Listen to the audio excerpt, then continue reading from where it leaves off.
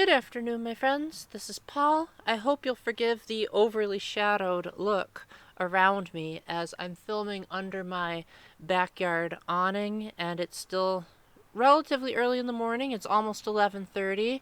My house is a bit crazy right now, so outdoor filmings will probably be the norm, so I apologize in advance if there are screaming kids, lawnmowers, and cars in the background. So without further ado, this video is all about an amazing birthday surprise that my sister did for me to celebrate me turning on April 20th this year. We didn't do it the exact day of my birthday. I think it was either the day of or the day after, and the reason why it's taken so long to make this video is because she was having trouble sending me the videos that she took.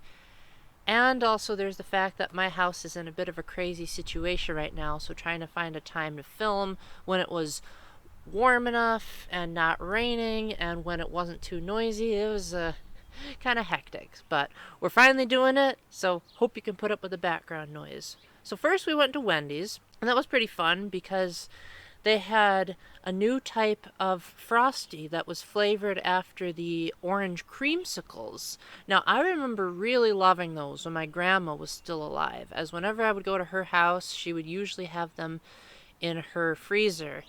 And when I had the Dreamsicle Frosty at Wendy's, it was as though I went back in time, almost literally, to when my grandma was still alive and just was like, oh, this is the closest I'll ever get to having a DeLorean.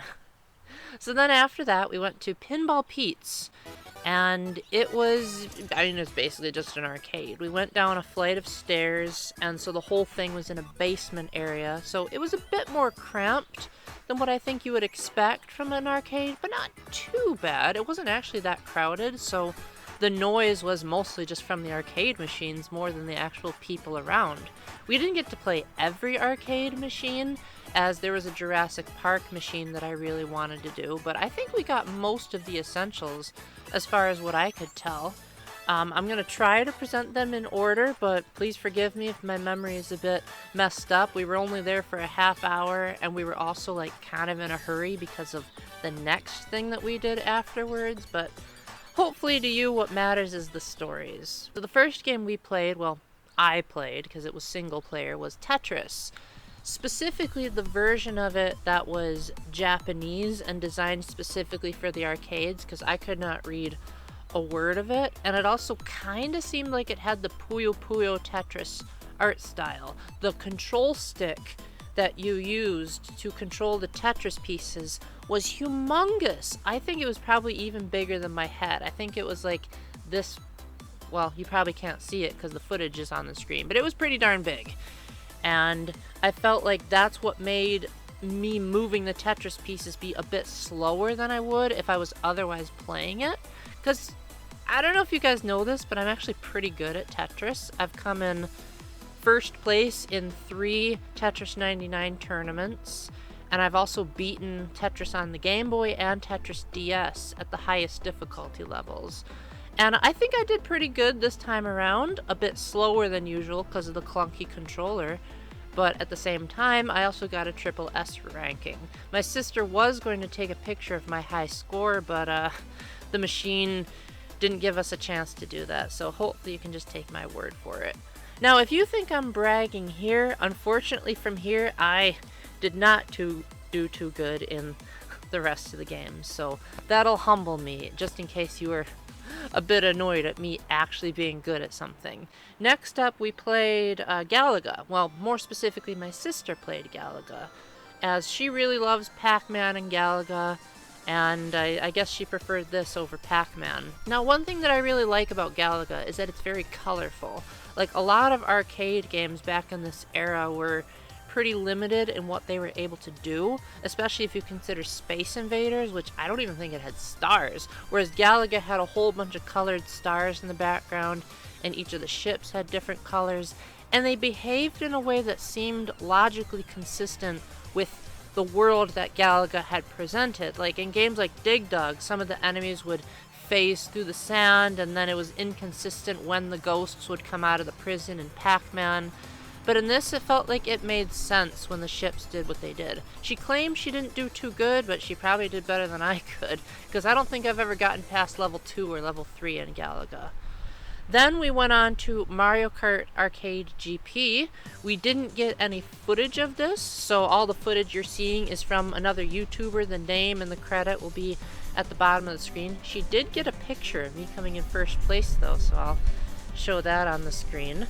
Mario Kart Arcade GP was interesting in conception because it had a bunch of third-party characters that have actually never reappeared in the mainline series, including Pac-Man, one of the ghosts, one of the Tamagotchi characters of all things, and I think even Mrs. Pac-Man was in there. And then the tracks were completely flat, but like still had a 3D appearance, kind of like those recreations of Super Nintendo tracks in Mario Kart 8, but not as much in HD. There was also an announcer of all things that was narrating the race. Obviously it wasn't like in real time, meaning an actual narrator was doing it, but it was about the closest thing you could get. It was pretty hard to hear the narrator over the noise of the arcade. It was pretty hard to hear anything, but it was nice that I got to hear Charles Martinet's voice again.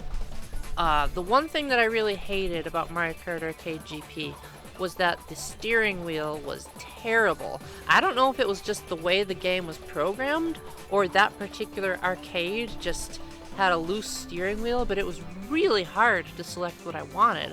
I originally wanted to pick Pac-Man as the driver, and I wanted the course to be the Pac-Man Cup, but instead I got Mario and the Bowser Cup, which was alright, I guess. I mean, I met Charles Martinet last year, so you know I'm a big fan of whenever he's in a game, but I found it to be an underwhelming experience regardless, because I felt like the steering was terrible. It was really hard to manage the items because it was hard to know where the opponents were.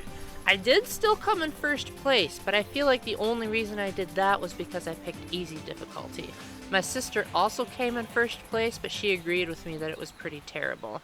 Next up, we played, I believe we played bowling next. So it was the usual arcade bowling, so like the little lane with the holes at the end that you would have to hit the ball closest to the middle. I believe one of the shots I actually got to one of the highest holes besides the ones in the corners, which, has anyone ever done that? Let me know in the comments if you have, because I don't think I've ever heard of that. And I think we almost tied. I believe I got 1,800 and she got 1,900. We did get tickets for it, but we didn't end up using them for some reason. I think it was because we were in a hurry, because as you'll see, we did something else after Pinball Pete's, but it was still a pretty decent time. Then after that, I believe the next game we played was Guitar Hero, specifically Guitar Hero Arcade, which was more or less just a port of Guitar Hero 3. And the song I played was Hit Me With Your Best Shot.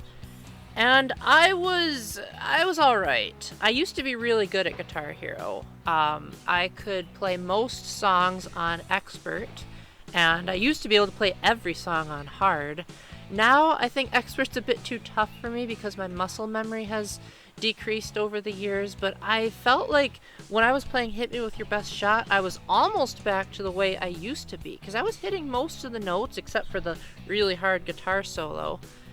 And I felt like even the sliding my hands along the fretboard felt like, oh yeah, I used to be able to do that to hit the orange notes. That felt like going back in time a little bit. What I didn't like was that there was no guitar strap. So I felt like I had to hold the guitar in an awkward position, and it made my right hand cramp because I was both holding it and strumming at the same time. Only after I beat it did I find out that there was a stool that I could have sat on, so that would have helped a bit. But it was pretty fun. I loved my sister's video quality. It felt like she was basically using a capture card, and I could actually hear the song pretty darn well. Then I believe the last game we played was Star Wars Pod Racer. I did not like this game very much. It was meant to simulate the pod racing scene in Star Wars Episode 1, but the controls were really weird. They had it so that you were in an actual pod, but like instead of tilting your body like you would in the Harley Davidson game or Hydro Thunder, you would have these steering things that Anakin had in the movie, and you'd like turn them left or right, and then you'd like push them forward to accelerate. My sister tried to tell me the controls ahead of time, but I just didn't get it. And again, she didn't film me doing any of this, so you're gonna have to take the footage on screen. Yeah, it was not good. The graphics were okay, but definitely one of the more forgettable experiences. Then, to cap off the evening, we went to Imagine Theater and we rewatched Harry Potter and the Goblet of Fire, because apparently since it came out in 2005, it's considered retro now. This was the first time my sister had ever seen one of the Harry Potter movies in the theater, so I think she probably enjoyed herself more than I did. I thought the sound mixing was a bit weird, as sometimes the movie was a bit too loud and then other times it was just fine, but at least it was never too quiet.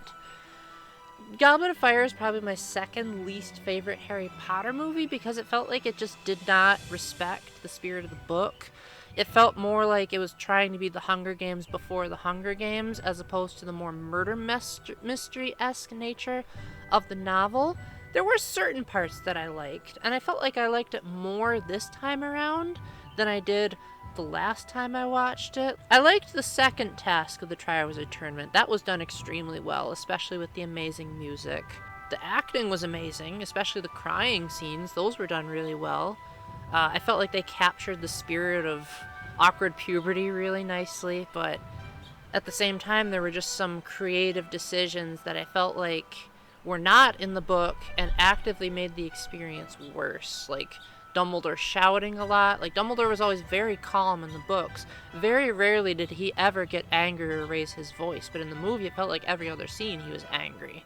Which I don't blame Michael Gambon for, I blame the director, because he didn't read the books, and he was thinking, we gotta make this an accurate portrayal of a Hogwarts headmaster, and it's like, if you read the books, you would know within just a couple of seconds that Dumbledore is probably the least typical British headmaster you'll ever see. But it was still an enjoyable time. I loved the music, I loved the acting. 2 of the 4 major scenes, 3 of the 4 if you count the finale of the movie, which I won't spoil, were done really well, but everything else felt like a byproduct of someone who only barely glanced through the book but didn't actually respect the source material. But I still thank my sister for the wonderful time, and I'm really glad that she finally got to see a Harry Potter movie in the theater. So that was our epic experience. I hope you will thank my sister in the comments. I'm sure she would love to hear what you have to say. Let me know if you've played any of these games in the arcade and just what you thought of the overall experience. Thank you very much to everyone who has contributed to making my birthday really special, even if the most you could do was just a wish on Facebook or saying something on YouTube. I don't have a Patreon anymore, so I guess you guys will be happy to hear that I won't be boring you with that announcement, but just the only thing I'm going to say now going forward is just let me know in the comments what you think, and until the next time, remember to keep the faith, stay epic, and God bless. Bye!